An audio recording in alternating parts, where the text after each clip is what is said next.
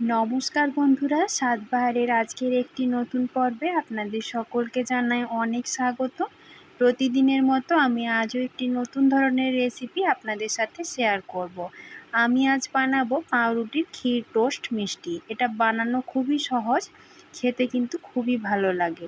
খুব কম সময়ে কম খরচে এই মিষ্টিটা বানানো হয়ে যায়। তো চলুন রেসিপিটা দেখে নেওয়া যাক। আমি মিষ্টিটা বানানোর জন্য প্রথমে 5 পিস স্লাইস পাউরুটি নিয়ে নিয়েছি। এবার পাউরুটির সাইডের যে ব্রাউন কালারের অংশটা থাকে ওটা ছুরি দিয়ে কেটে নিচ্ছি। এটা কিন্তু আপনারা ফেলে দেবেন না, এটা ব্রেড ক্রাম্বস হিসেবে আপনারা ব্যবহার করতে পারেন। আপনারা চাইলে আমি সেই রেসিপিটাও আপনাদের সাথে খুব শীঘ্রই শেয়ার করব। এখন পাউরুটিটা আমি ছুরির সাহায্যে এইভাবে 4 ভাগ করে কেটে নিচ্ছি।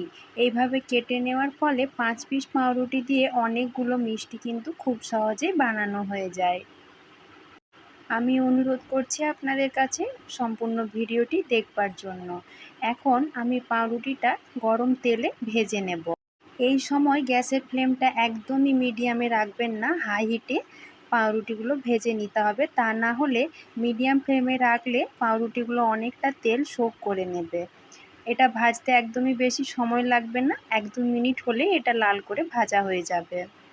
পাউরুটিগুলো ভেজে নেবার পর আমি অন্যদিকে আরেকটি কড়াই বসিয়ে নিয়েছি চিনি সিরা বানানোর জন্য। তাতে দিয়ে দিয়েছি 1 কাপ চিনি, আর সেই কাপ মেপে দিয়ে দিচ্ছি 1 কাপ জল, আর দিয়ে দিয়েছি একটা এলাচের গুঁড়ো। এবার চিনির সিরাটা আমি ভালো করে বানিয়ে নেব। এখানে চিনির সিরাটা কিন্তু খুব চটচটে করে বানানোর প্রয়োজন নেই।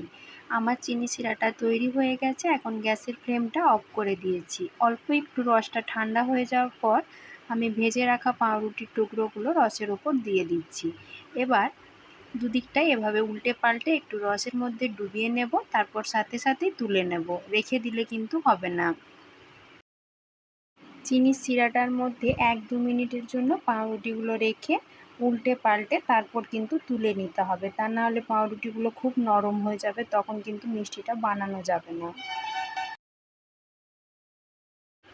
এখন আমি আবারও একটা কড়াইতে 1/2 লিটার মতো দুধ নিয়ে নিচ্ছি। এই দুধটার আমি ক্ষীর তৈরি করব। যেহেতু আমি পাউরুটির ক্ষীর টোস্ট মিষ্টি বানাচ্ছি, সেই জন্য আমার ক্ষীরটা বানানোর প্রয়োজন। প্রথমে হাই হিটে দুধটা বেশ কিছুক্ষণ ফুটিয়ে নেওয়ার পর আমি এখানে দিয়ে দিচ্ছি আধ বাটি মতো চিনি। আপনারা চিনির পরিমাণটা যে যার পছন্দ মতন দিয়ে দেবেন।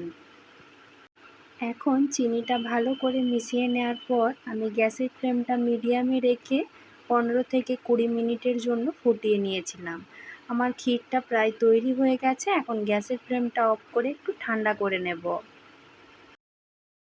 ফিরে এসেছি আধ ঘন্টা পর কিন্তু ক্ষীরটা অনেকটাই ঠান্ডা হয়ে গেছে এবং বেশ গাঢ় হয়ে গেছে। এখন আমি একটা পাউরুটির মিষ্টি হাতে নিয়ে নিচ্ছি, তার ওপর চামচের সাহায্যে এভাবে ক্ষীরটা ভালো করে মাখিয়ে নিচ্ছি। দিয়ে তার ওপর আরেকটা পাউরুটি রেখে দিলেই আমার ক্ষীর টোস্ট মিষ্টি কিন্তু তৈরি। আপনারা ভিডিওটা ভালো করে দেখুন, তাহলে বুঝতে পারবেন আমি মিষ্টিটা কিভাবে বানাচ্ছি।